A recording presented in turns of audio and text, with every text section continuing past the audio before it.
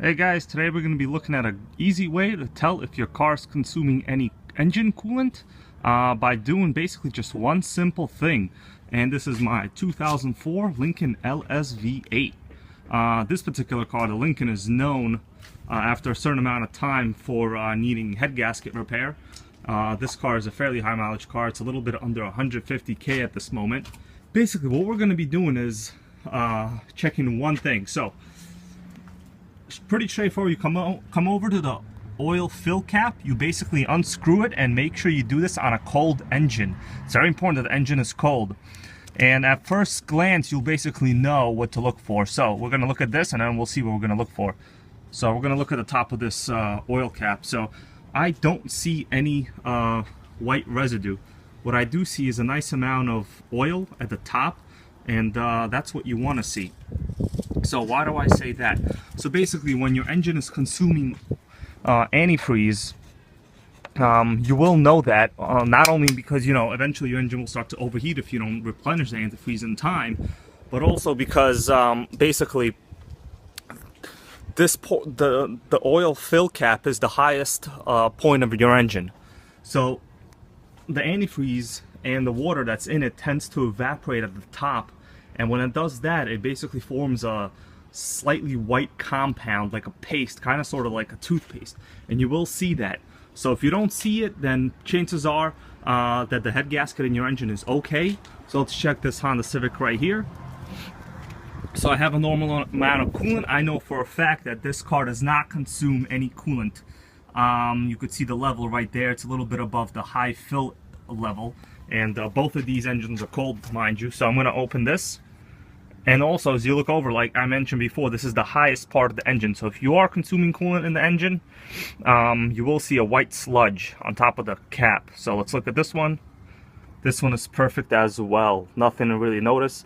You'll also see a little bit of oil there on top. That's normal. That's what you want to see. Even the inside, I don't know if you guys could see, but it's very clean inside. And I know for a fact both these engines do not consume any coolant.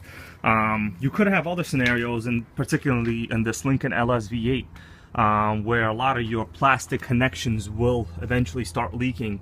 One of the most common areas on this particular car that goes for the V8 model, which is the 2003 and up to 06, is this top radiator hose T connection. You could see I'm pointing right here is this little molding. I did have this recently replaced maybe 2 to 3 years ago at this point, but it does leak basically after 10 years of use.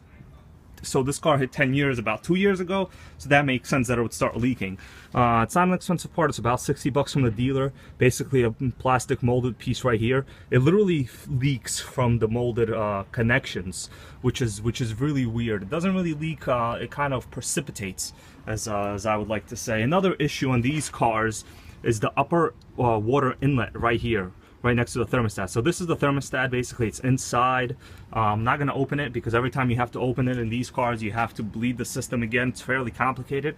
If you're interested in how to bleed the LSV8, just check out a video I made recently.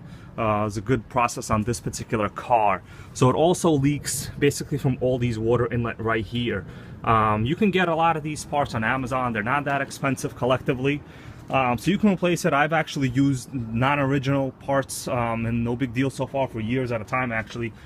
Also the actual overflow tank. Now in this car it's level right now. It doesn't consume anything and it doesn't leak anything for a fact. I know that. But these also develop cracks at the bottom of the tank over time because the temperatures they go through are so you know, high and low when the car is cold that eventually will well crack. Also the actual cap, make sure that it's definitely tight. You know, these caps have to hold at least 16 psi, which is basically, think about it, if your tires inflated 32 psi on average, then you know, the cooling system is using about half the air pressure as your actual tires are. And that's pretty significant. So a lot of times, you know, if you don't have a perfect seal here, it will still, your car will not run properly. Maybe the fans will go on all the time and it'll have a hard time, I guess, cooling itself down. I've noticed that in this car previously when I did repair that exact issue, to be honest with you. So there you go, guys. That's a great and easy way to check whether your engine is consuming any coolant and whether you have a head gasket leak. And if you do, what you can do is, you know, if it's not severe, if the car is drivable, you can just try some of the head gasket repair solutions. Basically, the way those additives work is it's kind of an oily substance. You pour it in and it expands the engine seals in the motor, and hopefully when the seals expand a little bit, it'll create a better seal in the little passageways where your coolant is flowing. That's physically how it works. Now sometimes it does clog some of your you know, passageways if they're already kind of gunked up from old or bad coolant you might have in the system.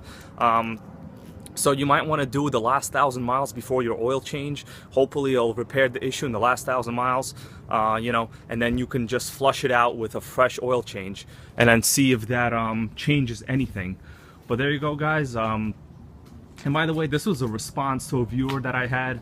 If you guys have any questions about anything in terms of vehicle maintenance, just feel free to ask. I'll always be happy to make a response video to one of you and give you guys a shout out too. Well, thanks so much and stay tuned for more.